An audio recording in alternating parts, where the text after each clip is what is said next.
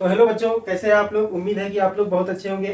तो देखिए, आज हम लोग प्रश्नावली 3.3 का जो क्वेश्चन नंबर 3 है उसको सॉल्व करेंगे। तो देखिए, आपका जो क्वेश्चन नंबर 3 क्या कह रहा है कि निम्न रैखिक समीकरणों के युग्म को, यानी नीचे जो दिया गया समीकरण का जोड़ा है उसको प्रतिस्थापन विधि और वज्र गुणन विधि दोनों से क्या करना है, हल करना है। तो देखिए, सबसे पहले प्रतिस्थापन विधि से हल करना है, तो हम लोग लिखेंगे प्रतिस्थापन विधि से।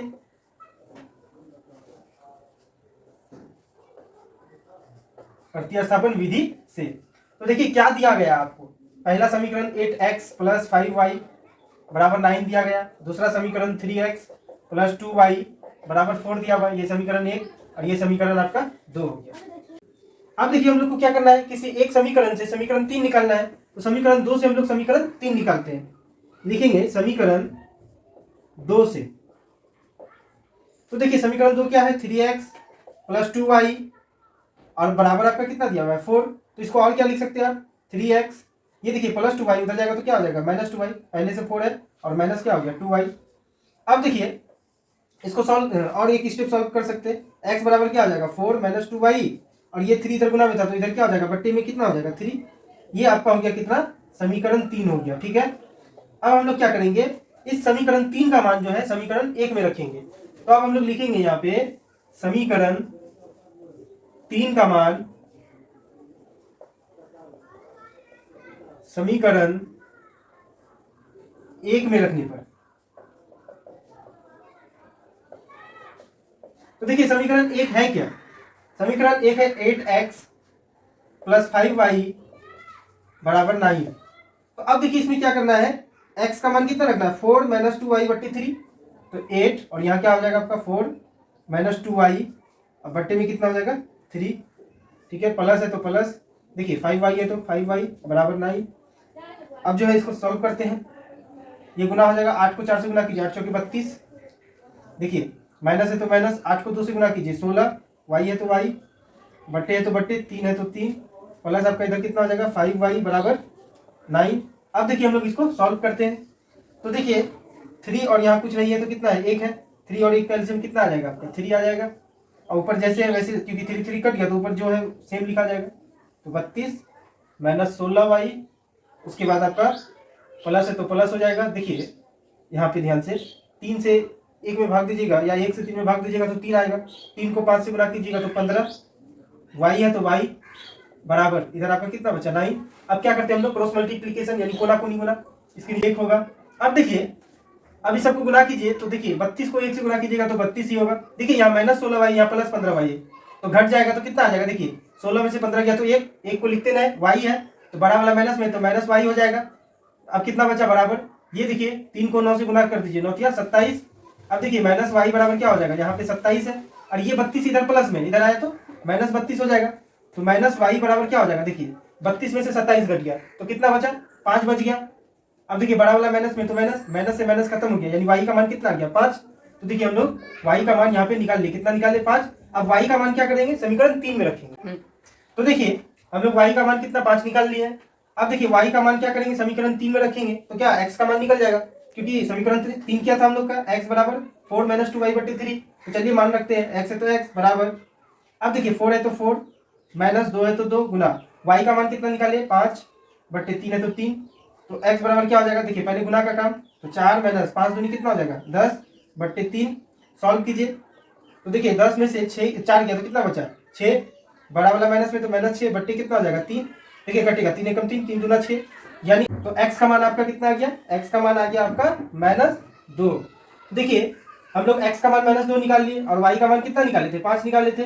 तो यही बोल रहा था आपको, x और y का मान निकालने। तो ये तो हम लोग प्रतिस्थापन विधि से निकाले। अब किससे निकालेंगे, अब निकालेंगे वज्र गुणन विधि से। तो चलिए अब हम लोग वज्र गुणन विधि द्वारा हल करते हैं। तो देखिए वज्र गुणन विधि द्वारा कब हल कर दिएगा आप लोग, जब आपको a1 b1 c1 और a2 b2 c2 का मान पता हो। तो कैसे होता है a1 b1 c1 का मान, तो समीकरण 1 से। तो देखिए a1 का मान कितना, जो x के साथ हो 8, b1 जो y के साथ हो 5 है, और C1 का मान यहाँ देखिए 9 क्या है, इधर अभी प्लस में बराबर की तरफ, उधर जाएगा तो माइनस हो जाएगा, यानी C1 का मान -9 है। अब देखिए समीकरण 2 से क्या हो जाएगा, a2 यानी x के साथ जो है कितना है, 3 है, तो a2 का मान 3 हो गया। y के साथ b2 का मान होगा, ठीक है, कितना है, 2 है तो 2 हो जाएगा। अब देखिए C2 जो स्वतंत्र है, अकेला है, यानी 4 इधर प्लस में है, ये इधर आएगा माइनस हो जाएगा, यानी -4 हो गया। अब देखिए हम लोग को A1 B1 C1 A2 B2 C2 का मान तो निकाल लिए। अब क्या होता है वज्र गुणन विधि से हल करने का फॉर्मूला क्या होता है, x बट्टे B1 C2 minus B2 C1। देखिए इजी है, B से स्टार्ट होगा C में खत्म होगा। अब देखिए C से जहां खत्म हुआ, अब क्या हो जाएगा, वो y के लिए क्या होगा, वहां से शुरू होगा, यानी C1 से स्टार्ट होगा और A में जाएगा, C1 A2 minus C2 A1। अब देखिए यहाँ ये A1 में खत्म हो रहा है तो A1 से स्टार्ट होगा, किसके लिए, एक के लिए क्या हो जाएगा, तो देखिए यहाँ पे A1 से खत्म हो रहा है, यानी A1 आपका B2 हो जाएगा माइनस A2 और B1 हो जाएगा। तो देखिए ये फॉर्मूला इजी है, आप लोग याद कर लीजिएगा। अगर ये फॉर्मूला आपको याद रहेगा तो ही आप वज्र गुणन विधि द्वारा हल कर सकते हैं। तो देखिए आप कुछ नहीं करना, मान बैठाना है, x है तो x बट्टे B1 का मान कितना है, देखिए 5 है तो 5 लिखेंगे, कुछ नहीं यहाँ गुना। C2 का मान कितना है, देखिए यहाँ पे C2 का मान -4 है तो -4, देखिए फॉर्मूला में माइनस है तो माइनस। B2 का मान कितना है, देखिए 2 है तो 2 लिखेंगे, गुना C1 का मान कितना है, देखिए -9 है तो -9 लिखेंगे, बराबर है तो बराबर। अब देखिए y है तो y क्या, देखिए C1 का मान कितना है, यहाँ पे देख लीजिए आप, C1 का मान -9 है तो -9 हो जाएगा, गुना A2 का मान कितना है, 3 है तो 3, फॉर्मूला में माइनस है तो माइनस। C2 का मान कितना है, -4 है और यहाँ भी माइनस है तो क्या हो जाएगा, +4 हो जाएगा। अब देखिए यहाँ पे गुना है तो गुना, A1 का मान कितना है, देखिए 8 है तो 8 लिखेंगे, बराबर 1 है तो 1 बट्टे, देखिए A1 का मान कितना है आपका 8 है तो 8 दे दीजिए, गुना B2 का मान कितना है, देखिए B2 का मान 2 है तो 2, फॉर्मूला में माइनस है तो माइनस। A2 का मान कितना है, देखिए A2 का मान 3 है तो 3, गुना। अब देखिए आपका B1 कितना है, तो 5 है तो 5।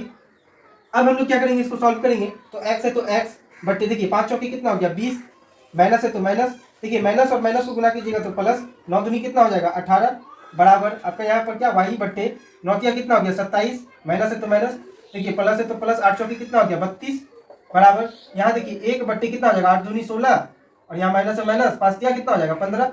अब देखिए सॉल्व कीजिए तो यहाँ x बट्टे कितना हो जाएगा, देखिए 20 में से 18 गया तो 2, बड़ा वाला माइनस में तो -2, बराबर यहाँ आपका क्या हो जाएगा y बट्टे, देखिए 32 में से 27 गया तो 5, बड़ा वाला प्लस में तो प्लस ही होगा, बराबर देखिए यहाँ 1 बट्टे 16 में से 15 गया तो 1। अब हम लोग क्या करेंगे, देखिए तीनों एक दूसरे से बराबर है तो एक बार x बट्टे -2 को 1 बट्टे 1 के बराबर करेंगे, एक बार y बट्टे 5 को 1 बट्टे 1 के बराबर करेंगे।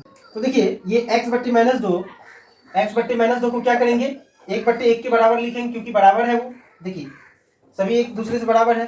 तो अब क्या हो जाएगा, कोना कोनी गुना, x को 1 से गुना कीजिए x बराबर -2 को 1 से गुना कीजिए -2, देखिए इससे भी आपका -2 आया, देखिए प्रतिस्थापन विधि से भी आपका -2 आया था और वज्र गुणन विधि से भी -2 आया। अब हम लोग क्या करेंगे, अब एक बार जो है y बट्टे 5 को 1 बट्टे 1 के बराबर करेंगे, तो y बट्टे 5 बराबर कितना 1 बट्टे 1, फिर कोना कोनी गुना, y को 1 से गुना कीजिए y बराबर 5 को 1 से गुना कीजिए तो 5, तो y का मान कितना आ गया 5 और x का मान कितना आ गया -2। तो देखिए यही था आपका क्वेश्चन नंबर 3। आपको बोला था प्रतिस्थापन विधि से भी बना ले और वज्र गुणन विधि से भी बना ले, तो हम लोग क्वेश्चन नंबर 3 को बना लिए।